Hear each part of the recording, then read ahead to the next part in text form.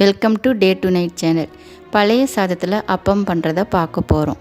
இப்போ இதுக்கு 3 tumbler ration பச்சரிசி, சிறிதளவு உளுந்து, சிறிதளவு வெந்தயம் போட்டு 8 மணி நேரம் நல்லா ஊற வைக்கணும்.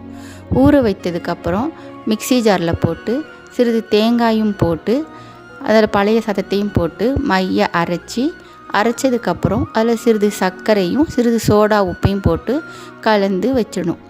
8 மணி நேரம் நல்லா வச்சதுக்கப்புறம் காலையில் எடுத்து அதில் தேவையான உப்பும் சிறிது சோடா உப்பும் போட்டு கலந்து மாவை நல்லா கலந்து ஆப்பசட்டியிலனா கூட பரவாயில்ல, தோசைக்கல்லிலேயே இப்போ நாங்கள் பண்ணுற மாதிரி ஆப்பத்தை போட்டு மூடி வச்சு எடுத்துட்டிங்கனாக்கா ஆப்பம் ரெடி.